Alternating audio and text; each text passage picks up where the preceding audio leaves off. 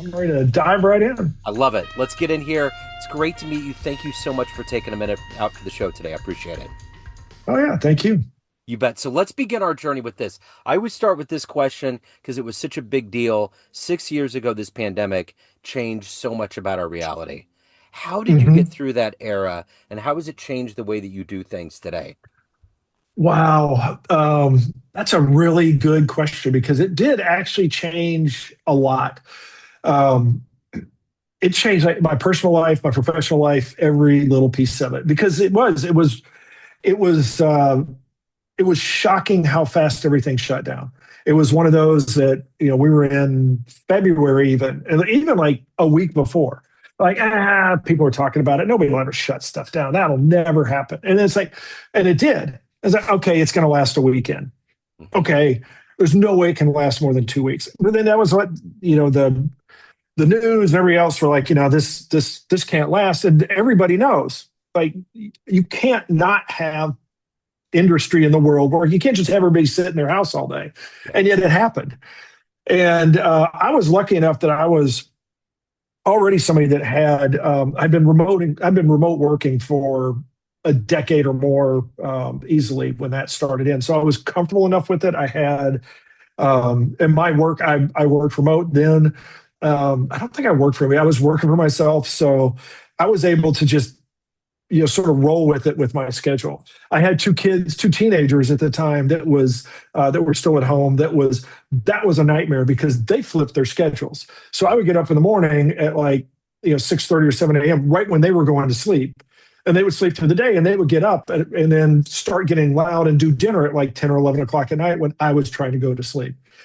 So that was a challenge, but I was in an area that like we didn't like totally lock down, so I could go out, I could go for walks. There wasn't much else to do though, because there was, most of the things you would normally do were shut down. So I ate really good. I would, always make my own meals, and then we'd do dinner, and then I ended up going for a walk afterwards. I get up in the morning and going for a walk. Work was really frustrating because this is one of those where it's like, okay, everything shuts down, and even in my industry, and I'm in technology, there was still everybody was like, I don't know what to do. I don't know what we're going to do, or people coming back, or they. So everybody just froze, and so it became a bit of a challenge going through all of that.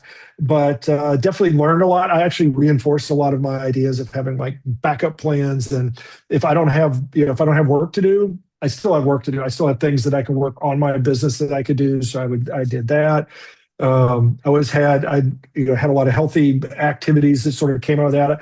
Like everybody that taught themselves a skill or whatever, I taught myself how to play 3 or 4 songs on the piano while we were in the lockdown period. And then I learned how to like find people that were of like mind, so I could sneak out and actually go do stuff before things were like completely open, because I was going stir crazy. So I would find the groups. It's like, it's like we can do a small group here or a small group there. So it was yeah, it was a fascinating time. I learned more than ever how much uh, the good and the bad about dealing with other people, how much I like people, but also how much I dislike crowds. And then my work was something I realized how much that is like, I enjoy my work and how much it bothers me to not being able to do it. Like I was effectively forced into retirement for a little bit of time. I was like working probably, I don't know, maybe 2 to 4 hours a day, most days, because there just wasn't that much to do.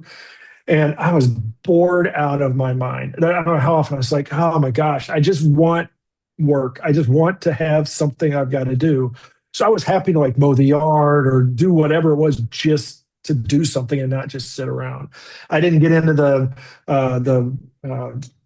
Tiger King and stuff like that. Yeah. I watched more Netflix than I ever needed to, but I didn't get like I wasn't binging like every day. It was just like, I'd have an evening here or there. So yeah, that was a game changer if there ever was one, that's Yeah, for it sure. certainly was.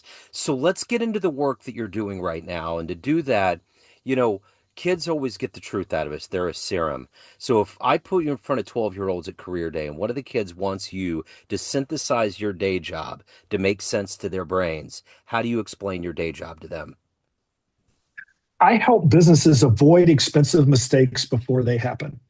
Basically, I help people, businesses, just like people, sometimes they make bad decisions or uninformed decisions. And I help make sure that they have the right information and think through the process before they actually step into something. So that's probably my 12-year-old, I think, definition of what I do. And that's wonderful. That's a great way to synthesize. So before we peel back the layers of your work, I want to take you on a spaceship back to your childhood. What did you want to be Mhm. when you were that age? When you were a kid, what was your dream gig?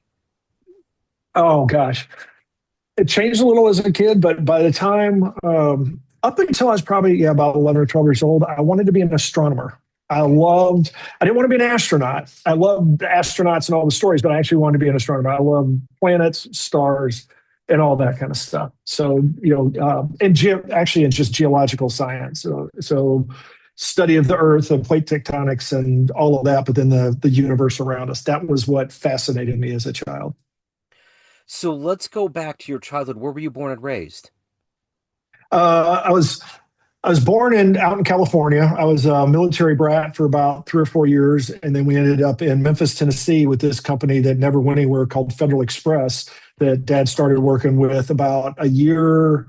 He's about a year after they started, so he was very much in the early days. Went through all of it and never worked anywhere else his entire career. Start for day one was there, and day whatever the last day was there at Federal Express. So we were always in Memphis because he was based out of there. So not quite born there, but basically raised there, and then headed up to Indiana to a school called Rose-Hulman for college for 4 years, and then headed up to Chicago for a few years after that because I didn't know how cold and dark it was going to be. And then after that, I said, I'm going to the southern half of the state somewhere, and planted myself in Nashville and ended up. We really loved it, and basically have had the roots there ever since. So, did you get the good story about how FedEx began? Didn't he gamble? Didn't the owner gamble? He had like the last of the monies in his bank account. And there's varying degrees of it, but I would figure if you were in that world and you heard all the stories, what's the right story? The one I don't know. Fred Smith of FedEx, I totally could see him being that guy that was like on his last dollar and Yeah. gambled it to get to the company.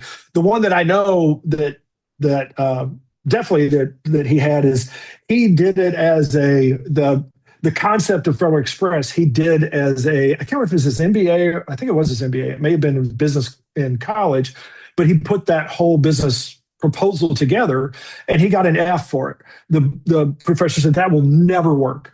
He basically laid out what Federal Express was, back in the early days, and the professor said, "No, you won't." And it may have been a D, but I think he failed him on it.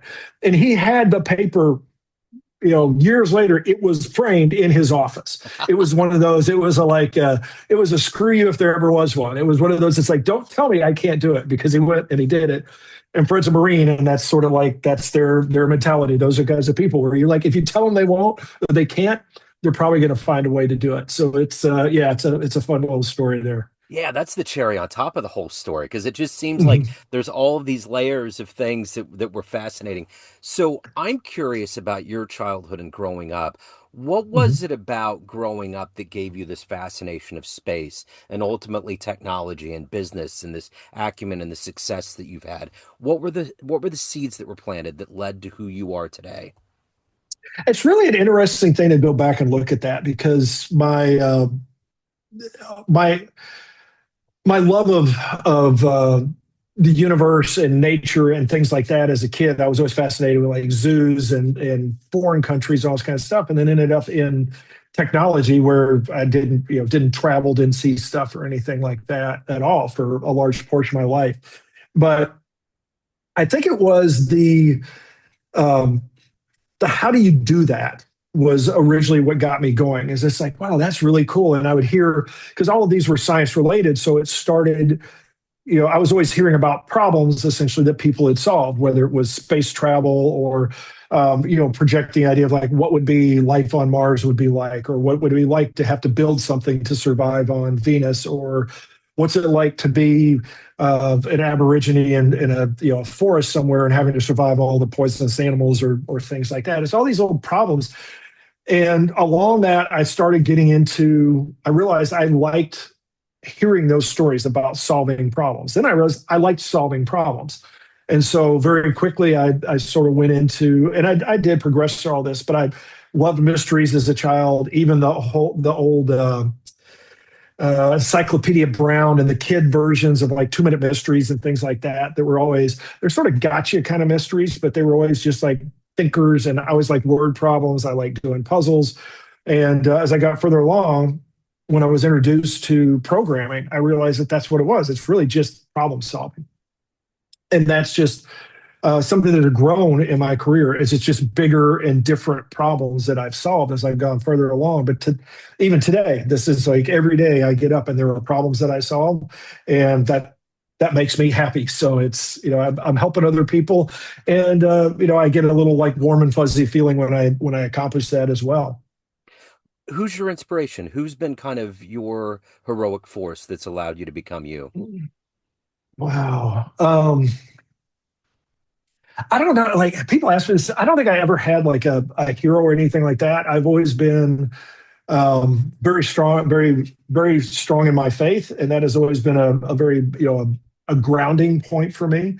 There have been people I've looked up to over the years, and there are people that have been in my life in various areas that were like a coach or a mentor or a leader or something like that during that time. But it's really not like I can't put to like any one particular person or anything like that. And I think that's why um, I have a very eclectic approach to things that I do is because I love hearing all the different ways that people, the different philosophies and the different ways that people tackle problems of all sorts, whether it's politics or philosophy or, computer programming or whatever it happens to be. So, in the realm of technology, programming this world that we're in, what is your favorite piece of hardware and favorite piece of software? Oh, um,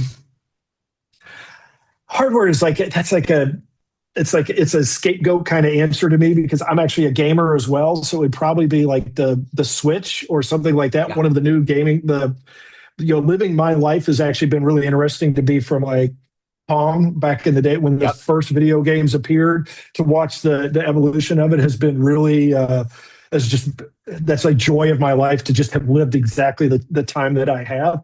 To me, I could sometimes say that's why Gen X is so good. Is like it is such a fun generation. Yeah, We've seen all of this stuff. We've totally. seen a progression of technology that's just amazing compared to like any other window in time in history. So that's been great.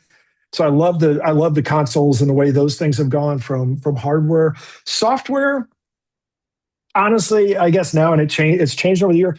I'm a huge fan of the AI tools that we've got now, like your chats and stuff like that, like your Chat GPT and Perplexity and Grok and all these kinds of things.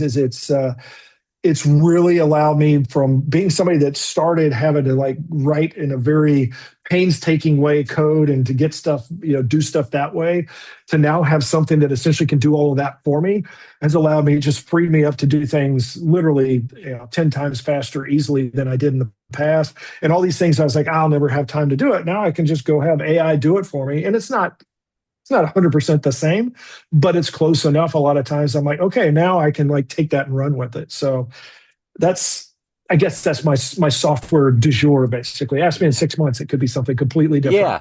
No, I get it. It's interesting you bring up the Gen X because I've talked about that before. We're like on the bleeding edge of so many things because, like, growing up, there was the rotary dial phone, you know? And Mhm. if you tell kids about that now, they'll look at you like, what are you talking about? And then you Yeah. go to, and I keep thinking about that scene from Back to the Future when he played Eruption for he had that big hazmat suit on and he was playing the song and he was just like, what is this? And I think about us living through that. I even remember too when I was a kid, we used to get the weekly reader in grade school, and it would have all Hmm. these weird, dire predictions of the future, and a lot of them Hmm. have come true. Because I kept thinking as a kid, oh my God, what are we entering? What's going to happen? There's going to be food shortages. There's going to be trash everywhere. There's going to be flying cars that are going to wreck into each other, and debris is going to rain down. Like there's parts of all of those weird like dystopian notions that are actually happening. But on the other hand, we are living in a very prime time of advancements in medicine, just like having an iPhone to have all of those capabilities. Being a nerd growing Hmm. up and seeing how this has all evolved, you can do anything on that phone. It's just a little computer in your pocket. So it's amazing Hmm. to see how far we've come, but we've seen so much. I mean, we've almost gone from pure solid state to Arthur C. Clarke's finest dream. Hmm. It really is. It's a fun one to go back and look at, particularly Star Trek. That was, right at the cusp, right at the beginning of that, because I think it was like late 60s. I think it was when it ran the first seasons. And you look at the stuff they did, and especially when you went into like the 80s and they did the movies for it. There was all this stuff that was really about like talking to the computer and doing in the like the they'd always have the little ear communicator, the universal translators and stuff like that. We have those. We have actually lived to a point that we can say, hey Alexa, and it will do stuff to us, for us, and sometimes to us as well, I guess, but it will do stuff for us and do stuff to our bank account. But we have translators. We can put. I travel and I have used my earbuds for translation, like instantaneous language translation. Um, the technology we have compared to the sci-fi when we were kids, Yeah. it's really fun to be like, God, when we look back now, and it's sort of like crept up on us, but to look back and be like, oh my God, we're living in that. Like we have, all of the almost a large portion of that stuff exists today in reality, and we use it. I'm waiting for the flying skateboard from Back to the Future, and there's Yes. a couple others like that, but I'd love to see the flying car. I don't know. I could hold off on the flying cars. Yeah. I have a feeling those would be like a little too dangerous for Yeah, people. it could be. So let me ask you this. Being having the business acumen that you have, I'm curious, what CEO, what entrepreneur, what business out there do you admire that's doing it right from the top down, from a product Mhm. that you rely on to employee satisfaction, market penetration, all of those things, and maybe even a CEO you would love to meet and have lunch with that might help you on your journey. Is there anyone out there? Wow, there's two that jump to mind right away that are companies that I've been very fascinated both on the outside, watching them over the years, not necessarily being, I guess, a fanboy of that company, but then also on the inside, being somebody that is like uses their products. One is Apple. Steve Jobs in particular, because like that's a nice bonus of Gen X, is we got to see him like at the peak of his game and then crash down and then come back. And it's really been amazing to see how Apple, for so many years with the iPod and the iPhone and this generation of stuff, how they really did initially. They zigged when everybody else was zagging. When everybody was adding like more buttons and more features and more this and that, they went to the simplest thing you could. And for them to really understand their customers, and to understand that it's like, yes, it's people will pay more for a better product, for something that they trust. So I've loved Apple. The other one that's been really interesting to me, is Amazon, is Bezos and what he did with that, is knowing that Amazon, and some people may not realize that, like Amazon was just a book site Yeah. way, way, way, way back. You could buy books online.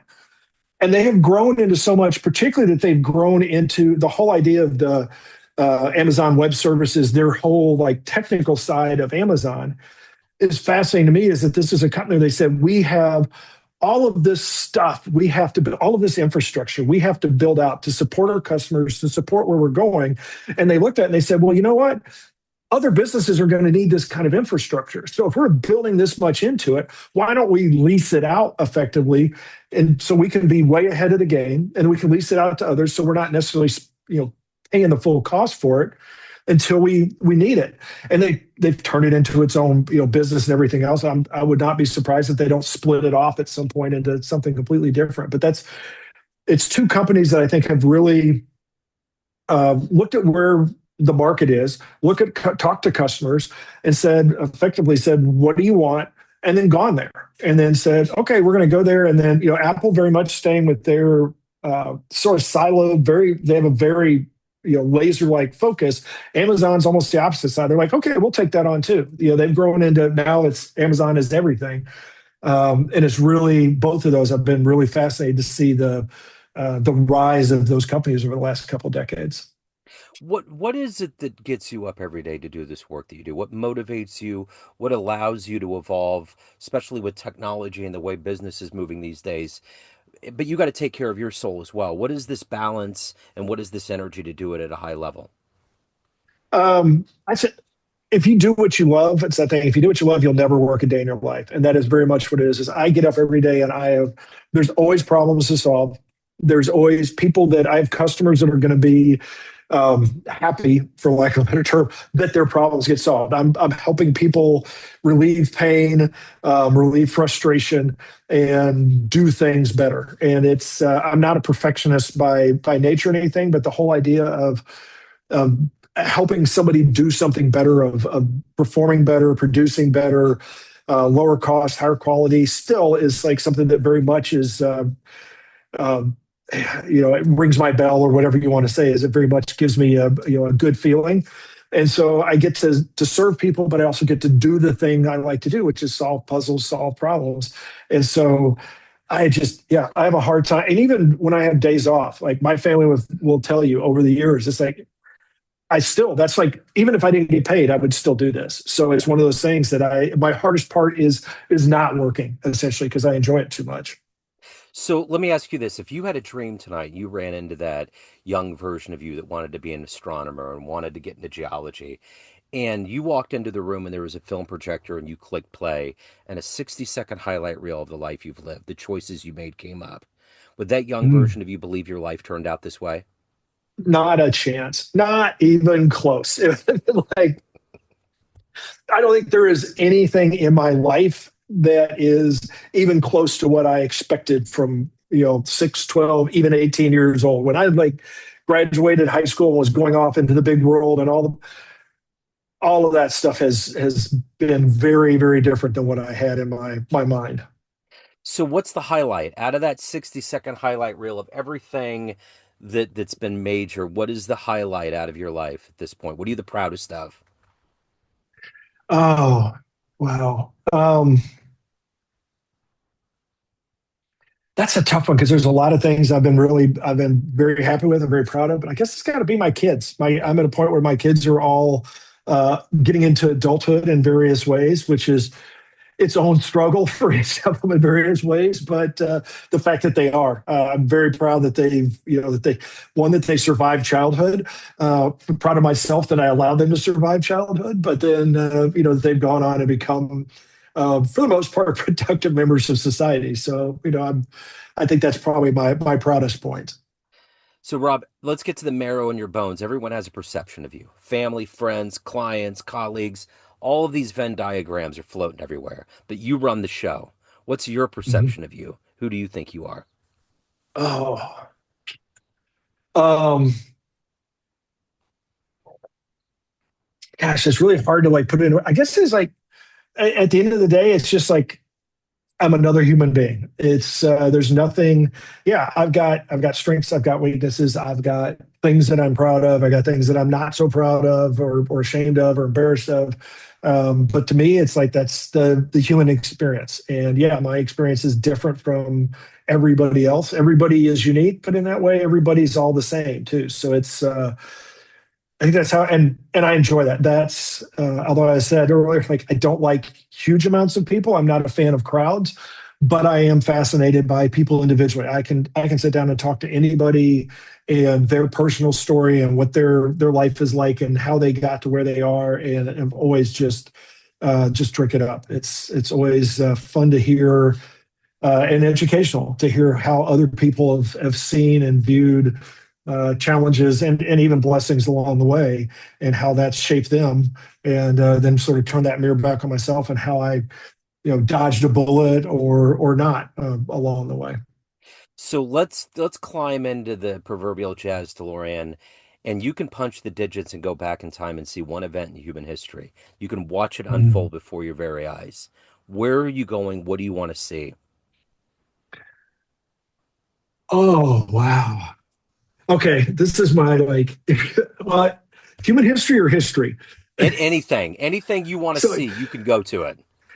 history goes back to my childhood, and I would love to be there and watch the Big Bang or whatever when everything started, Yeah. whenever that like whatever the start was, I would love to be able to see that. I think that would be, incredible to witness. There's so many things in history and all that, but I guess that's the quintessential one, because that would be like, okay, how did it really begin?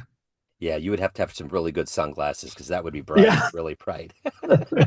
you'd probably get a little bit of a sunburn, but that's okay. That's okay. It's fine. It's a part of the That's right. process. So if anybody has questions, they want to hire you, they want to reach out, any of the good business, where do they go? Best place is hit up our website, rb-sns.com. We've got 2-minute drag checks. You can check out how your business is doing as far as organizationally and with AI, but also there's contact form. You reach out to me. I'm happy to talk to you. The other place is I'm on very often on LinkedIn, and it's not anything special. It's just Rob Broadhead, ROBBROADHEAD. Check us out on LinkedIn. And if you like stories, we have a really fun one that's going on right now. We go out about once a week. That's called Inside the Process. That is it's based on interviews with the customer, but it's also dramatized a little bit so we can protect the names and protect the change the names, protect the innocent.